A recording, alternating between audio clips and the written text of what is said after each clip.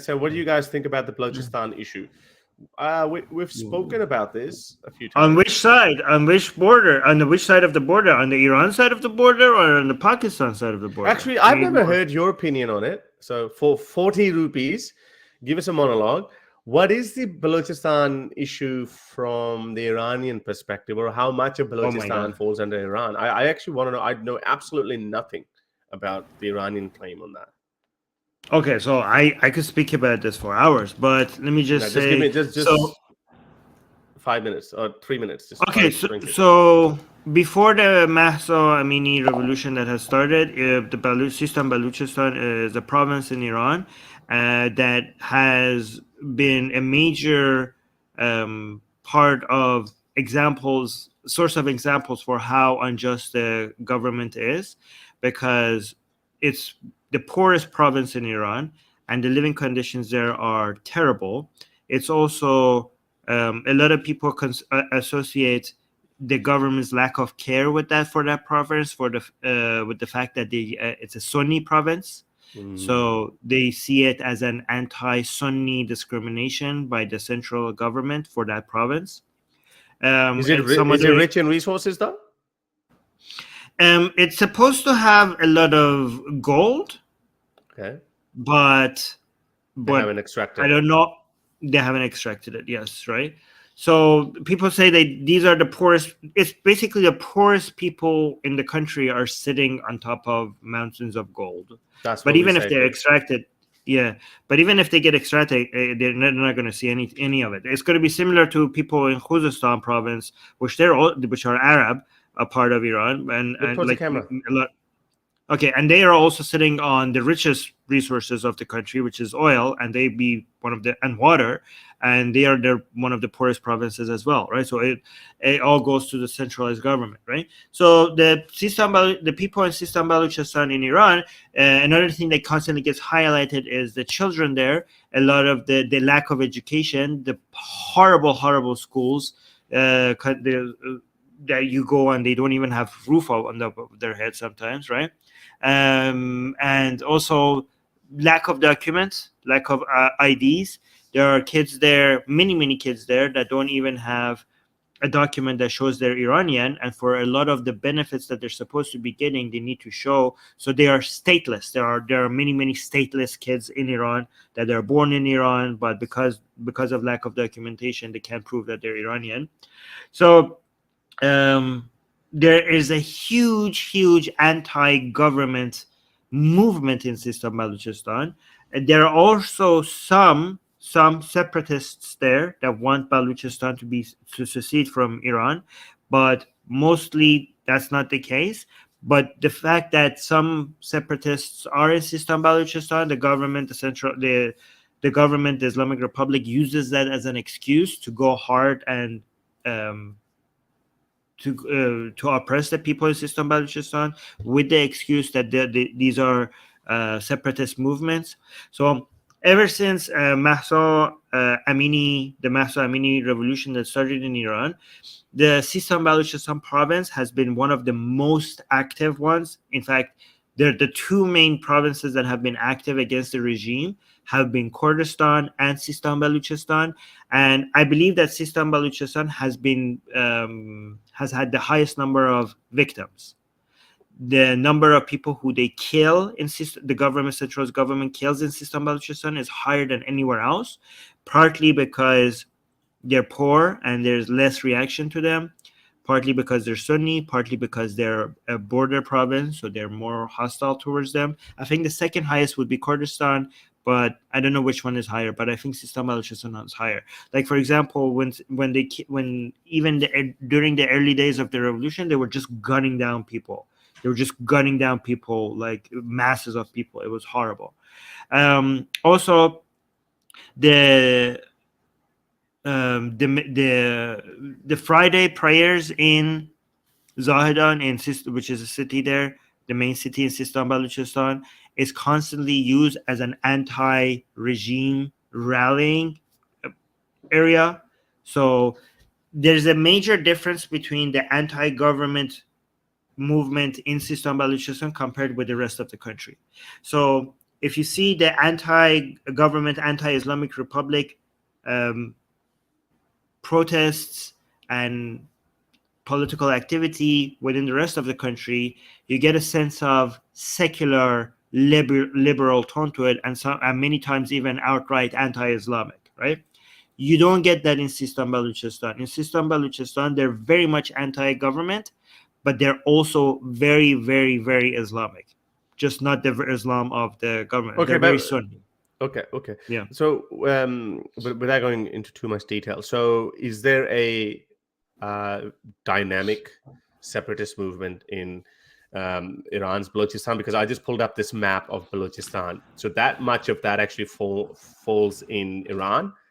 A tiny portion of that falls in Afghanistan, and then obviously majority of it is in Pakistan. So as you said, Sistani and Balochistan, so that's a pretty big chunk, and it's mostly arid, mostly it's mostly desert, but it is rich in resources. So in Pakistan, since 1948, since its inception, which the people of Balochistan claim that they were forced into annexing Balochistan into Pakistan in 1948 on Jinnah's order, the founder of Pakistan's orders, and there have been at least 3 major uprisings since Pakistan was created, and the grievances are, on the Pakistani side, they're very similar. They say, well, it is a resource-rich country, but also, just like in Iran, Pakistan hasn't really exploited these resources yet. There have been some cases, like Rikodik was a project which is, it is rich in gold, and we have been taking natural gas from the place called Sui, which is called Sui gas. So Pakistan was, the rest of Pakistan has been enjoying this free natural gas, very cheap natural gas ever since Pakistan came into existence. So they say the separatist movement in Pakistan, from time to time, they blow up the gas pipeline. They say, well, we're not going to let you take our resources, especially when we don't get to see any benefits, any economic benefits of your exploitation of our natural resources. So it's a very tribal society. It's very cultural, very traditional. Dare I say, in my view, I'm not a fan of these local cultures or anything. I can understand. I obviously speak for their human rights, but I don't necessarily have any sympathy for people who want to separate themselves, look at themselves as separately. We're different. We're better than you. We have our own culture. I'm not. I'm a globalist. I believe in global identity. I don't believe in this. But anyway, but that doesn't mean that their human rights should be abused, and their demands should be met. There are so many forced disappearances of Baloch activists.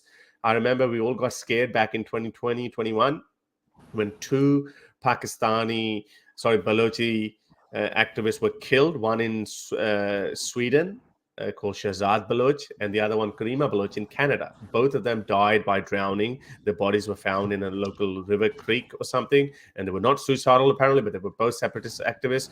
And everyone says that ISI got them. Again, conspiracy theory hasn't been proven. We don't know. But there are thousands of cases of forced disappearances within Pakistan of Baloch activists. So that's a brief overview of Balochistan from Pakistan side. And I recently made a video on India-Pakistan rivalry, and I touched base on that a little bit. India has been accused by Pakistan of fueling this separatist movement and arming these Baloch BLA, Baloch Liberation Army, these groups of the insurgents. I think they're recognized as insurgents by the UN. But that's besides the point. So in Iran, sorry, to answer very quickly in 2 minutes. In Iran, what do people of Balochistan want in Iran? Are they a separatist as well? Do they also do they have a bigger goal of that? Okay, Balochistan from Pakistan, Afghanistan, and Iran, they should join up as one big country. A minority of them seem to be saying that, but the ones that don't constantly try to insist that that's not what the rest of us is saying, right? So Baluchis, right now with this revolution, the Baluchis who are joining this revolution, they're trying to convince the other Iranians that We are with you. We are not trying to secede from you. That's the government's accusation that we are cessationists. There are not that many of us that are cessationists. We are in this together, and we want to help save Iran and against this regime. That's what they're saying. And the main guy who's been saying this is this guy. So let me this is the main guy that you need to know of. This is one of the greatest enemy of Ali Khamenei. And he's in Iran, and he's been every Friday prayer, he has speeches directly against the regime, and he's so big that they haven't come and got him, right? Khamenei has Yes, he's in Sistan Balochistan. Yeah. So Khamenei, we have leaked the information document that Khamenei has direct instructions to not arrest him, but instead shame him, like destroy his reputation. Khamenei wants his reputation to be destroyed, but it's not working. But he is, for some people in Sistan Balochistan, this guy is like a prophet. Like if he says like do this, they will go. So he's too powerful for Khamenei to touch right now, right? And he has been, the things he has been saying against Khamenei on every Friday prayer, other people, if they have said that, they would have been like eliminated by now. So let me just read this. Iran's top Sunni cleric says Islamic Republic's leadership should step down.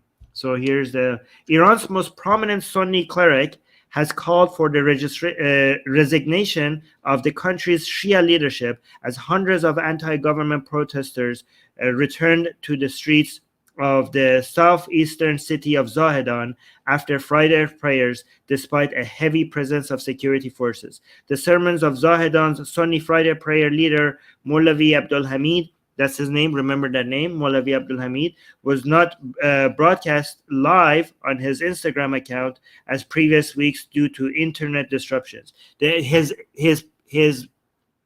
broadcasts are becoming so popular, even like atheists, secularists are like tuning in to watching it. And now they're so worried about his influence that they try to disrupt the internet when he's speaking, right?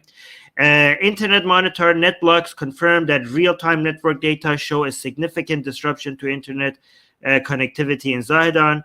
Rather than imprisoning or arresting people, you should this is what Maulvi is saying. Rather than imprisoning or arresting people, you should allow them to express their views and listen to them. If you cannot solve their problem, let others solve people's problem, Maulvi said. I'm not going to read the rest of it. Hold on, let me see. I just want to mention that this guy has caused a major disagreement among atheist Iranians as well, right? Because a lot of atheist Iranians are saying, okay, this guy is anti-regime, so that's great. We should use any help we get. But a lot of other atheists are saying that, dude, this guy is like more religious than Khamenei himself. What are we doing? Do we not learn from trusting Khomeini? So now there's a lot of infighting between atheists on whether this guy is on our side or not on our side. Should we trust him? Should we not trust him? So that's how big. Okay, how big is this atheist community that is actually fueling this revolution? And like, are we talking about like? Because you told me that a lot of these, a lot of different groups from all different walks of life with all different sets of beliefs, they have joined their forces against the Khamenei government, against the Islamic regime, and they're saying, okay, well, let's just overthrow them. Are atheists and secularists a big chunk of that, or they're just like one of the 10 groups? No. They're a major chunk. And this is one of the things I say on our show, that we should not let people know that. We should not let people deny that, because they are constantly...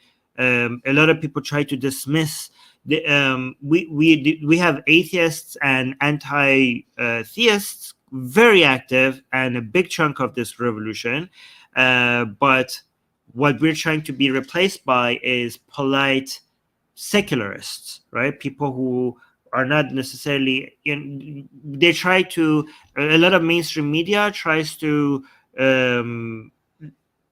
not really emphasize about how big of a deal atheists are. I mean, and they try to say that this revolution doesn't have much of an anti-Islamic element to it. It's more of a secular element rather than anti-Islamic, which is insane, because we have seen what people chant in the streets. The main symbol of this revolution has been the burning of the hijab.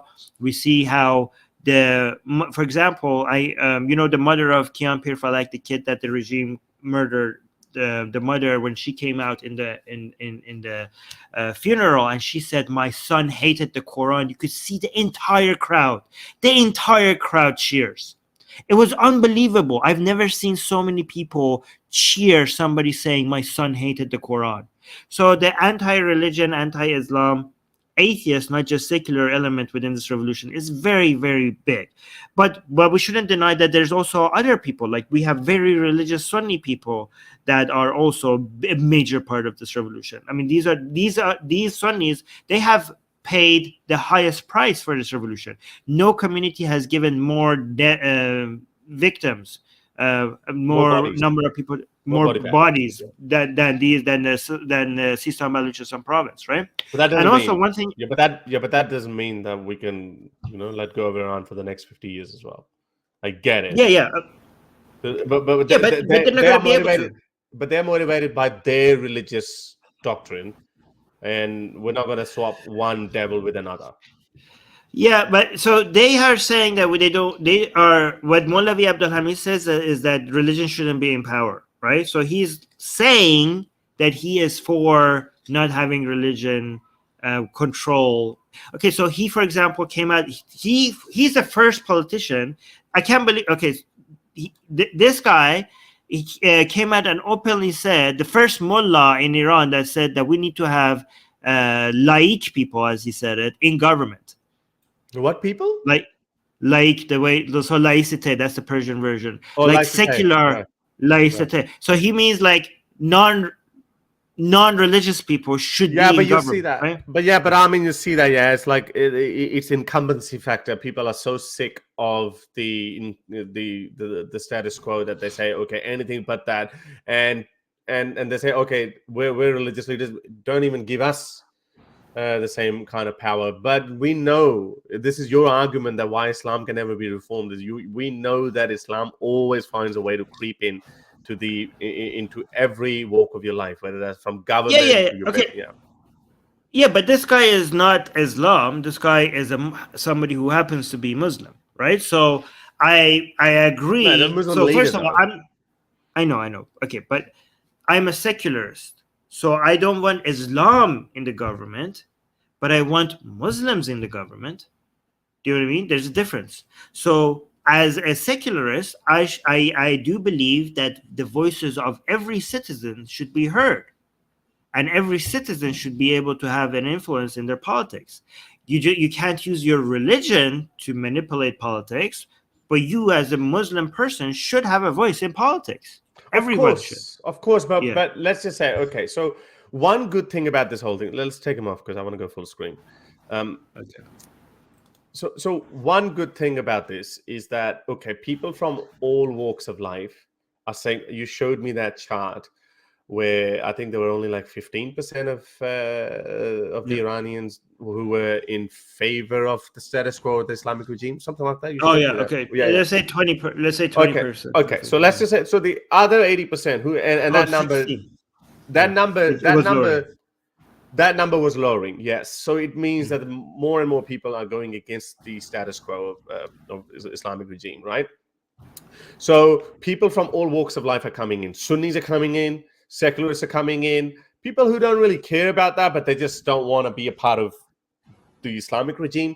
Everyone's coming in. So let's just say if there is, if this regime is overthrown, then yes, it is very important that people from all segments of the society, they come in and they sit down, because obviously as founding fathers of the modern Iran, and they sit down, okay, and then they decide on, okay, well, it needs to be a secular constitution, because in my experience, as much as I've read history, if you look into the American history, you look at the French Revolution, and also if I look at India and Pakistan's history, I look at whoever the founding father or fathers is or are, whatever they do, whatever they write down, and whatever direction they set their nation into, it is very difficult for later leaders to change its direction. So, for example, Pakistani founder said, okay, this is modern Islamic Republic, Islamic welfare society, which was a misnomer. Nobody knows what that is. And that's why Pakistan is still confused. On the other hand, you look at India, the founding fathers of India, Nehru, Gandhi, they were very firm on the secular nature of India. And look, despite of Modiism and despite of this radical Hindu movement, as damaging as it might be, as antagonizing as it is to the doctrine of Gandhi or Nehru, that is still almost impossible to change the constitution of India. I would be shocked.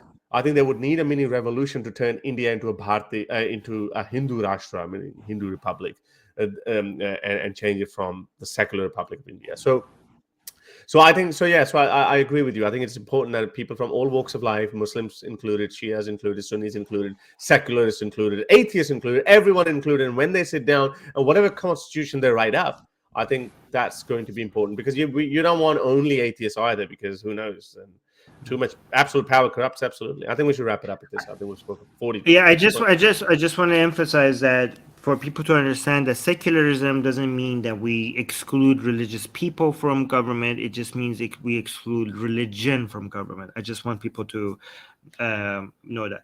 Get my best-selling book, Why There Is No God, for free. Click on the link for it in the description.